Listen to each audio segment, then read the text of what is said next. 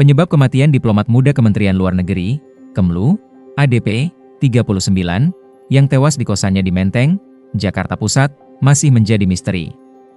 ADP ditemukan tewas dalam kondisi kepala dililit lakban dan kamar terkunci dari dalam. Kriminolog UI, Hanifah Hasna mengatakan, bahwa penyebab kematian ADP tidak bisa begitu saja disimpulkan sebagai bunuh diri atau dibunuh orang lain.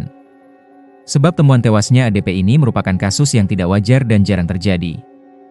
Secara kriminologi, ini unnatural suicide, bunuh diri tidak wajar. Namun, secara statistik sulit dilakukan secara penuh seorang diri, ujar Hanifah, kepada Kompas.com, Jumat, 11 Juli 2025. 1. Arah lakban jadi petunjuk kunci. Hanifah mengatakan bahwa arah lakban yang menutupi kepala korban bisa menjadi salah satu kunci awal untuk mengungkapkan penyebab kematian. Kalau ujung lakban dimulai dari mulut, maka ada kemungkinan korban dibungkam. Kalau ujung lakban terakhir di hidung, ada kemungkinan bunuh diri, jelas Hanifah. Meski begitu, ia belum mau menarik kesimpulan sebelum ada bukti forensik lengkap. Sebab, jika ADP tewas karena dibunuh, hingga saat ini tidak ditemukan bukti kekerasan di tubuh korban. Namun, jika ADP tewas karena bunuh diri, seharusnya terdapat tanda kasur atau pakaian yang berantakan karena disebabkan refleks tubuh korban saat bunuh diri menahan napas. Sebab, ketika manusia bunuh diri, secara naluri survival otak akan merangsang refleks motorik ke beberapa bagian tubuh. Ujar Hanifah.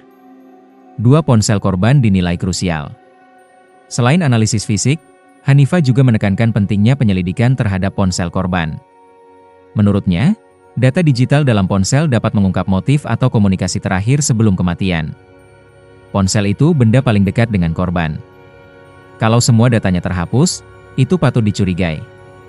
Artinya ada kemungkinan intervensi pihak lain. Dan kalau hal itu terjadi, ini bisa merupakan rekayasa, jelas Hanifah.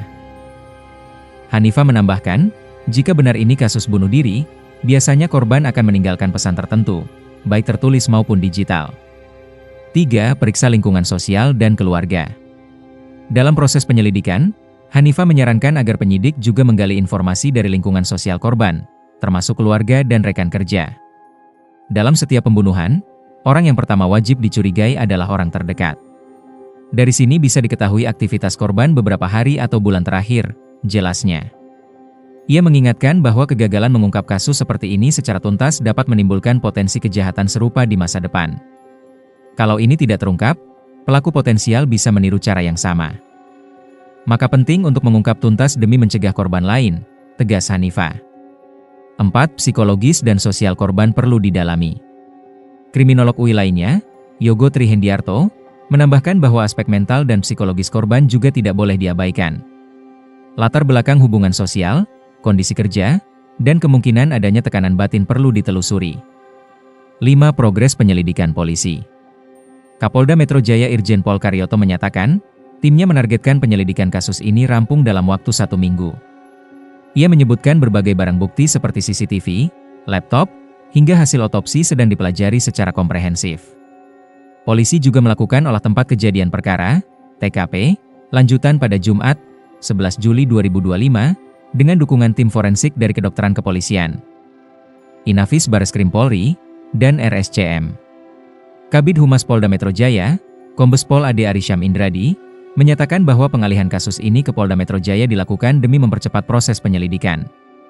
Polisi masih menunggu hasil pemeriksaan organ dalam korban dari tim patologi RSCM, serta hasil lengkap otopsi dan forensik digital. Download Tribun X sekarang. Menghadirkan lokal menjadi Indonesia.